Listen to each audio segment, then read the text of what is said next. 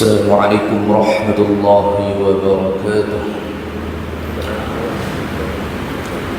الحمد لله رب العالمين وبه نستعين ولا عدوان إلا على الظالمين، والصلاة والسلام على رسول الأمين سيدنا ونبينا وحبيبنا وشفيعنا محمد صلى الله عليه وسلم وعلى آله وأصحابه أجمعين.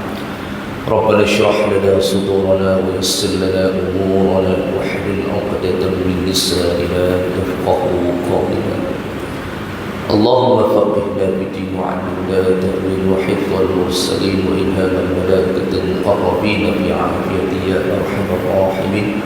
ربنا زدنا علما نافعا وارزقنا فهما واسعا، رب يسر ولا تعسر.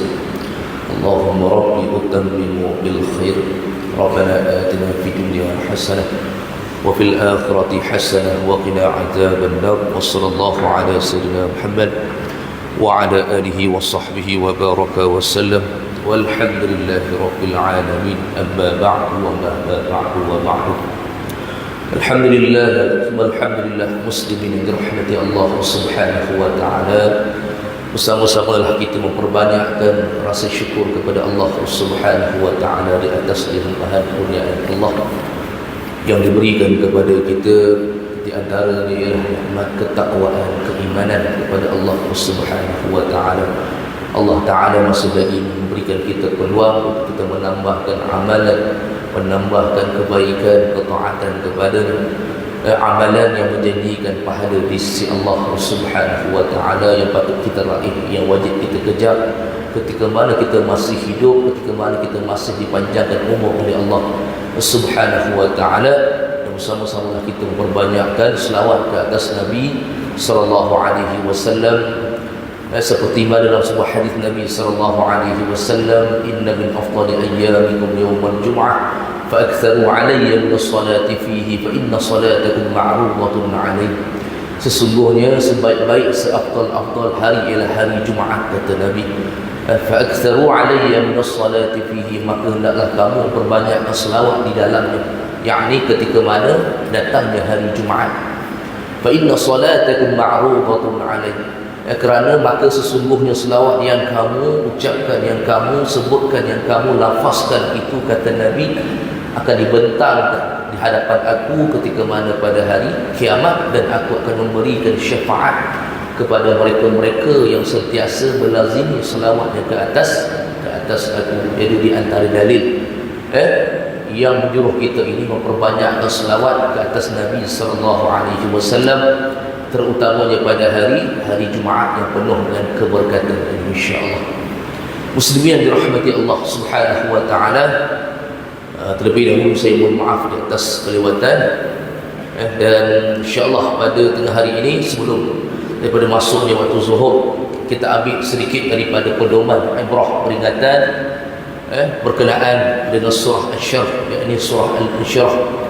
Yang mana surah Al-Insyirah ini turunnya di Mekah, yang mengandungi 8 ayat, yang kalau kita lihat kepada muqaddimah, kebanyakan tafsir berkenaan dengan sambungan daripada penceritaan ataupun surah Ad-Duha, sehingga kan ada di antara para ulama yang menyangka bahawa surah Asy-Syarh ini ialah sambungan daripada surah Ad-Duha yang memperkatakan berkenaan dengan diri Nabi sallallahu alaihi wasallam yang dilantik menjadi rasul, dan dilantik menjadi nabi dan rasul, dan diwajibkan ke atas Nabi untuk berdakwah kepada umat manusia. Bismillahirrahmanirrahim, dengan nama Allah yang Maha Pemurah lagi Maha Penyayang. Alam nashrah laka sadrak. Firman Allah subhanahu wa ta'ala pada ayat yang pertama ialah, tidakkah telah kami lapangkan bagimu akan dadamu wahai Muhammad, kata Allah subhanahu wa ta'ala. Baik, yang dimaksudkan Allah ta'ala melapangkan dada bagi Nabi sallallahu alaihi wasallam ialah di antara nikmat-nikmat yang Allah ta'ala nak bagi tahu, aku bagi nikmat kelapangan dada kepada kamu wahai Muhammad, untuk kamu ini menyebarkan dakwah risalah agama aku. Ketika mana kamu ini diejek, dihina dan dimaki hamun dan sebagainya, bahkan nak diubur bunuh, nak diusir keluar daripada kota Mekah pada ketika itu, kami memberikan kelapangan kepada dada kami. Sempitnya dada Nabi sallallahu alaihi wasallam ketika mana Nabi diperintahkan oleh Allah untuk menyebarkan risalah Islam itu secara terbuka. Ketika mana turunnya ayat fasda' bima tu'mar wa a'rid 'anil musyrikin, Nabi diperintahkan oleh Allah untuk berdakwah secara terbuka dan terang-terangan. Pada ketika itu banyak di antara musuh-musuh Allah ataupun musuh-musuh Islam pada ketika itu memberikan satu tumpuan penuh kepada Nabi sallallahu alaihi wasallam. Ada yang di antara mereka itu mengucapkan dengan kalimah-kalimah yang tidak sepatutnya. Ada yang di antara mereka itu mengancam untuk membunuh Nabi sallallahu alaihi wasallam. Bahkan ada yang sanggup menerima upah untuk membunuh Nabi sallallahu alaihi wasallam ketika mana Abu Jahal mengatakan, siapa yang sanggup untuk membunuh Muhammad, aku akan memberikan upah yang besar kepada mereka. Bahkan memang ada yang sanggup untuk membunuh Nabi sallallahu alaihi wasallam. Dilapangkan oleh Allah akan dari Nabi sallallahu alaihi wasallam dengan diberikan petunjuk dan wahyu oleh Allah. Diberikan petunjuk dan wahyu, makna bimbingan dan bantuan oleh Allah Subhanahu wa ta'ala.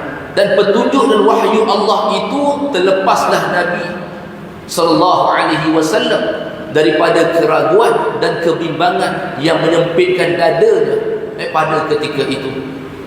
Sempit ni tuan-tuan, dari sudut sempitnya dan Nabi ini mengenangkan betapa dia hendak berbuat, maknanya dia hendak menyampaikan risalah pada kaum dia itu yang sedang berada di dalam kesesatan dan kederhakaan Allah Subhanahu wa ta'ala pada ketika itu. Nabi dia merasa berat bagaimana dia nak menghadapi musuh-musuh Islam pada ketika itu. Bahkan Nabi bila mana dia menyampaikan risalah, bukanlah Nabi nak suruh orang tu terima serta-merta, tetapi pada ketika Nabi menyampaikan risalah dan dakwah itu, ada batang-batang tubuh yang mengancam nak membunuh Nabi pada ketika itu. Bahkan ada yang report pada Abu Jahal selaku ketua kepala kaum musyrikin pada ketika itu, memberitahu bahawa Muhammad ini sudah gila. Dia menyampaikan risalah yang baru, benda yang baru yang tak pernah kita dengar sebelum ni. Apa benda agama ni, kan? Dia beritahu pada Abu Jahal. Bahkan bapa saudara Nabi yang bernama Abu Lahab pun tahu pada ketika itu. Ternyata Allah Subhanahu wa ta'ala memberikan jaminan kepada Nabi pada ketika itu, yang mana Islam ini akan pasti menang, kata Allah. Allah memberikan jaminan kepada Nabi sallallahu alaihi wasallam untuk memberikan kemudahan kepada Nabi pada ketika itu dengan dibantu oleh siapa? Para sahabat Nabi sallallahu alaihi wasallam untuk mengembangkan Islam, untuk mengembangkan iman, untuk mengembangkan risalah tauhid, menyembah Allah Subhanahu wa ta'ala semata-mata. Jadi Nabi ni dia bimbang, tuan-tuan, kan? Dia bimbang tentang kesesatan kaumnya pada ketika itu. Sebab itu Nabi ni, tuan-tuan, dia tidak dilahirkan dia tidak dilahirkan sebagai ketua bagi golongan kaum Arab, tetapi dilahirkan sebagai golongan ketua kepada orang Islam. Sebab Islam ni dia tak tentu, dia tak tengok kepada orang kata warna kulit, bangsa dan sebagainya. Bila Nabi diutus oleh Allah Subhanahu wa ta'ala, kebimbangan yang besar yang Nabi rasakan adalah bagaimana nak menarik kaum dia itu untuk menyembah Allah Subhanahu wa ta'ala. Itu yang pertama. Yang kedua, bagaimana Nabi nak menyebarkan risalah Islam ini ke seluruh alam ini. Ini yang Nabi fikirkan. Dengan izin Allah Subhanahu wa ta'ala, dengan paduan wahyu, adanya beberapa taktikal yang diberikan panduan oleh Allah Subhanahu wa ta'ala untuk menghadapi musuh-musuh Islam pada ketika itu. Tuan-tuan boleh bayangkan tak bagaimana kesusahan, kepayahan Nabi SAW nak menyebarkan Islam pada ketika itu, nak menyebarkan agama yang benar yang Nabi sebut al-Islamu ya'lu wa la yu'la alaih. Islam itu adalah agama yang lebih tinggi dan tidak ada agama yang lebih tinggi daripada agama Islam. Tiba-tiba datangnya ajaran baru pada ketika ini. Waktu zaman kita sekarang ni macam-macam datang kesesatan, ajaran dan fahaman dan sebagainya untuk menyesatkan umat Nabi Muhammad sallallahu alaihi wasallam dengan begitu mudah. Kan? Sedangkan mereka tidak mengingati akan kepayahan seorang Nabi yang pada ketika itu nak menyampaikan risalah. Bagaimana Nabi ini pada ketika itu seolah-olah berada pada keseorangan diri, kan? Tetapi Allah Ta'ala menunjukkan, wahai Muhammad, engkau tidak berada seorang diri, aku berada denganmu, dan sahabat-sahabatmu juga akan membantumu dalam menyebarkan Islam ini. Kita melihat kepada susuk tubuh seorang sahabat Nabi sallallahu alaihi wasallam yang bernama Khabbab bin Ars. Kalau tuan-tuan pernah dengar kisah, saya pernah cerita sebelumnya pada kuliah maghrib, ketika mana Khabbab bin Ars ini diseksa, ditawan oleh majikan dia seorang perempuan, diazab sehingga kan apa dia, besi yang panas ditusuk kepada dada Khabbab ini sehingga tembus ke arah belakang. Besi yang panas yang dibakar dicucuk di tubuh Khabbab ini. Kemudian Khabbab itu juga dirotan dan sebagainya, diugut supaya menukar semula kepada agama yang asal, yakni menyembah, menyekutukan Allah Subhanahu wa ta'ala, menyembah patung berhala nenek moyang mereka. Tetapi ketika mana Khabbab ini sudah pun dimerdekakan, Khabbab pernah bertanya kepada Nabi sallallahu alaihi wasallam, ya Rasulullah, sampai bilakah Islam ini akan ditindas? Sampai bilakah ya Rasulullah?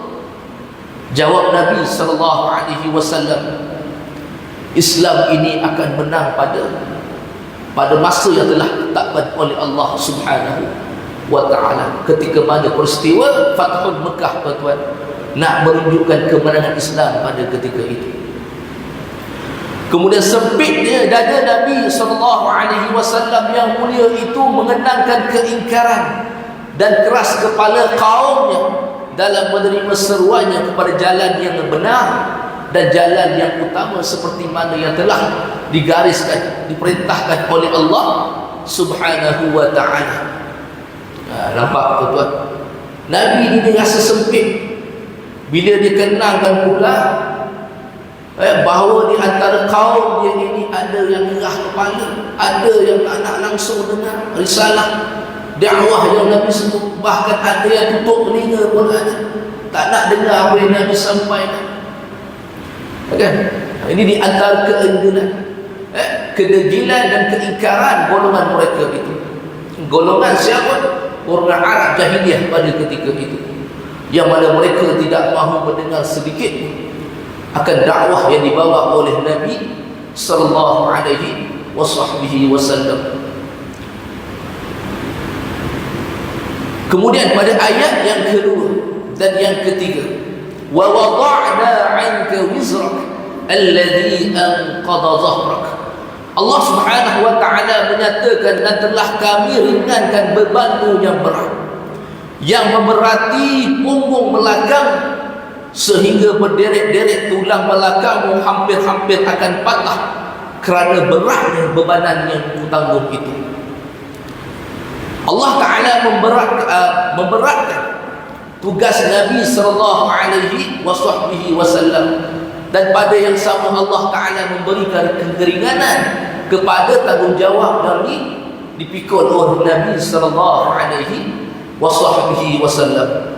Sebagaimana yang telah terangkan pada ayat yang di atas, bahawa khidmat dan perhatian serta kemahuan Nabi sallallahu alaihi wasallam untuk memperbaiki dan membawa kaumnya kepada jalan yang benar dan jalan yang diridai oleh Allah Subhanahu wa taala. Sedangkan kaumnya itu hampir-hampir sampai pada tepi jurang kecelakaan dan kebinasaan, serta tidak pula suka ditarik dan dipimpin kepada perkara yang baik dan yang mulia. Adalah jadi beban yang seberat-beratnya yang terletak di atas bahu Nabi sallallahu alaihi wasallam, sampai terasa sempitlah oleh Nabi sallallahu alaihi wasallam akan dadanya yang mulia mengenalkan akan nasib kaumnya pada ketika itu. Ketika mana Nabi sallallahu alaihi wasallam berasa kesempitan dadanya, dia nak melapangkan dadanya pada ketika itu. Di antaranya Nabi keluar daripada kota Mekah, Nabi menuju ke Taif, tuan-tuan, untuk mendapatkan sokongan dan kekuatan dakwah Nabi pada ketika itu. Yang mana akhirnya bila Nabi keluar, tuan-tuan, pergi ke Taif untuk mendapatkan sokongan, support dan bantuan kepada penduduk Taif, yang mana pembesar-pembesar kabilah-kabilah Taif pada ketika itu pun yang mempunyai kaitan darah pertalian dengan Nabi sallallahu alaihi wasallam daripada kelompok kaum pembesar Quraisy pada ketika itu. Tetapi apa yang berlaku, tuan-tuan? Nabi dihalau. Nabi dihalau dan dihadik pada ketika itu.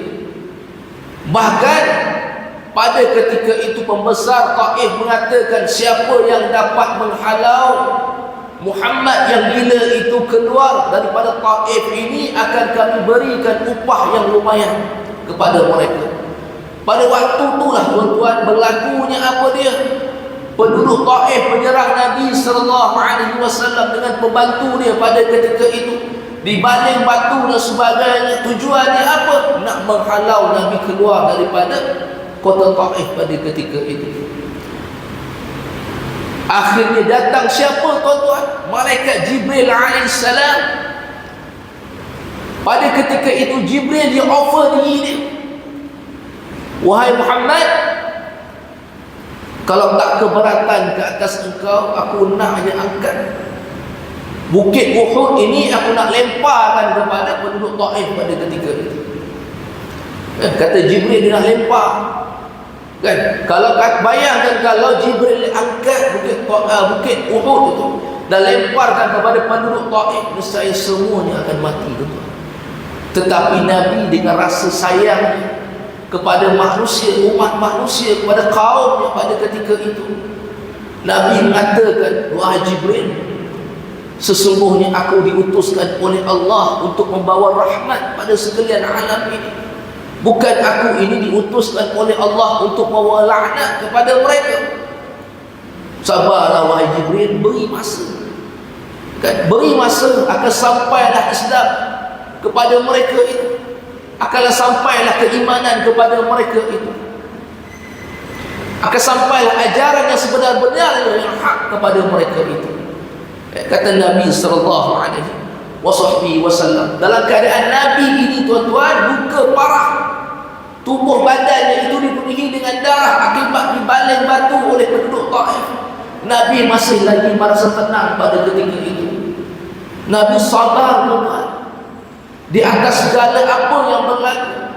Sebab itu pada ayat yang berikutnya Allah Ta'ala menyebut, wa rafa'na laka dhikrak, kami mengangkat namamu wahai Muhammad supaya diingati oleh seluruh pelosok dunia. Nabi diangkat nama oleh Allah. Nama Nabi, tuan-tuan, berada dalam kitab Taurat dan Injil dengan panggilan Ahmad. Bagaimana Allah Ta'ala mengagungkan nama Nabi sebelum daripada Nabi lahir. Allah Ta'ala angkat nama Nabi menjadi terkenal, tuan-tuan. Sebab tu kalau kita tanya orientalis barat, siapakah orang yang paling masyhur di atas dunia ni, tuan-tuan?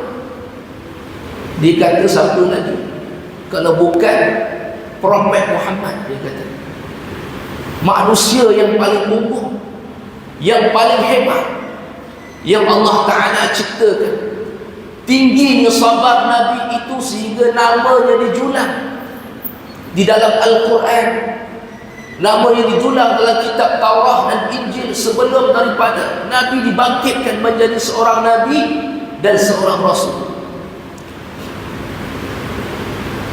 Jadi apa yang kita boleh ambil daripada ayat-ayat ini, tuan-tuan? Pada ayat surah Asy-Syarq ini ialah kebimbangan betapa Nabi bimbang akan peranan sebagai seorang Nabi. Nabi bimbang berkenaan dengan umat manusia selepas daripada dia, yakni Nabi bimbang berkenaan dengan umat sendiri.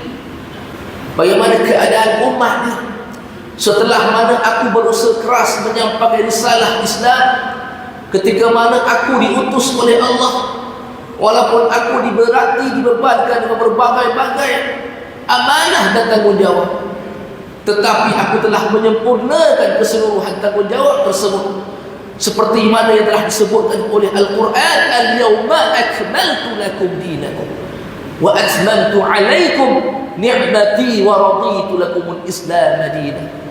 Nak menandakan bahawa syariat Islam itu sudah komplit, tuan-tuan, sudah lengkap, melengkapkan kitab-kitab Allah yang lain, termasuklah kitab Taurat, kitab Zabur, kitab Injil.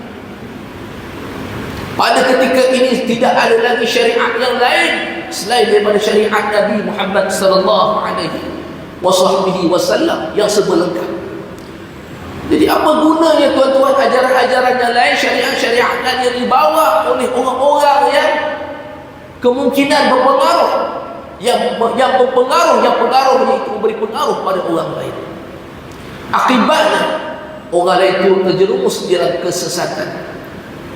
Ada yang sesat selama-lamanya dan ada yang sesat ke pertengahan jalan, di pertengahan jalan, tuan-tuan. Yang keduanya, Allah Ta'ala nak menyampaikan di sini berkenaan dengan apa?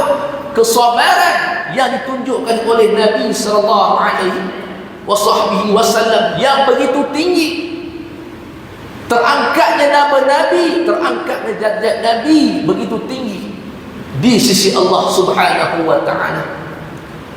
Selama mana mereka itu redha terhadap ketentuan Allah, qada dan qadar yang telah ditetapkan oleh Allah Subhanahu wa Ta'ala, walau datang besar mana pun dugaan dan musibah yang menimpa mereka, tetap mereka dengan sifat sabar mereka itu dan redha mereka itu terhadap Allah Subhanahu wa Ta'ala.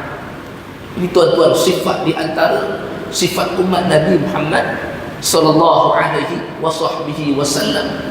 Keterbukaan dalam mereka itu menerima risalah Nabi sallallahu alaihi wasallam tanpa mereka itu mengeluh kesah, merungut dengan apa yang telah Allah Ta'ala tentukan dalam Al-Quran berkenaan dengan ahkam, hukum-hukum yang telah disyariatkan oleh Allah Subhanahu wa Ta'ala, termasuk juga solat Jumaat ni, tuan-tuan. Saya yakin dan percaya ramai juga orang yang masih meninggalkan solat Jumaat pada hari ini, kan?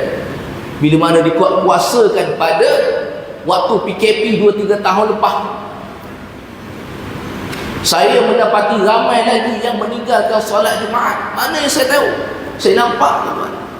Saya nampak ada suatu ketika saya terlambat untuk solat Jumaat sebab sakit perut, kan? Bila khatib baca khutbah, kan, ada yang masih duduk di kedai makan. Ada, tuan-tuan. Tentang dari sudut hukumnya, tuan-tuan, sudah tentulah haram. Bila mana azan kedua telah dikemundangkan, bila telah diazan, dikemundangkan azan yang kedua, waktu itu sekalian muslimin kena duduk di masjid dan mendengar khutbah yang disampaikan oleh khatib.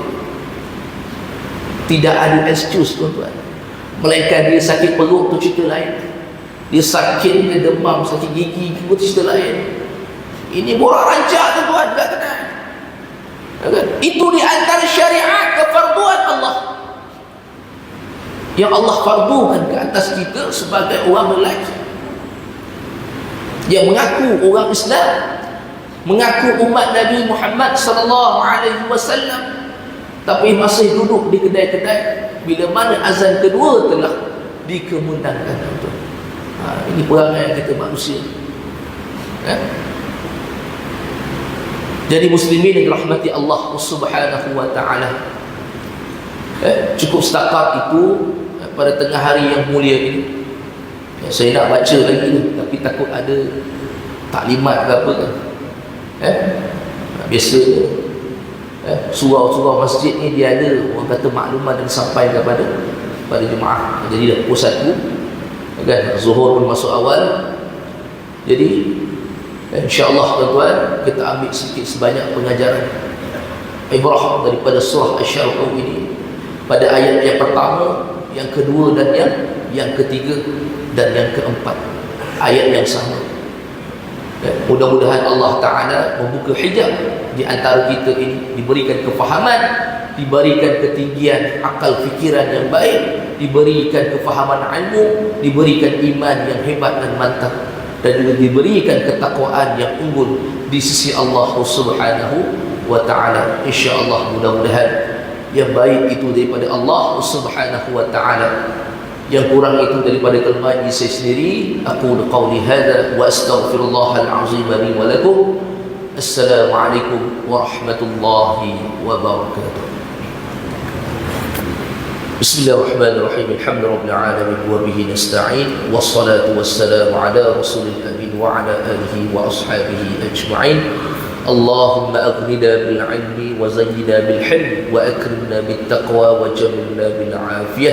اللهم أرنا الحق حقا وارزقنا اتباعه، وأرنا الباطل الباطلا وارزقنا اجتنابه.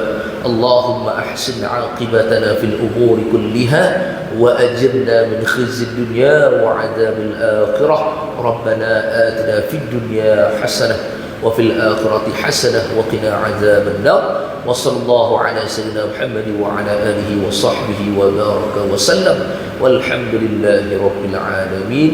السلام عليكم ورحمة الله وبركاته، وتقبل الله منا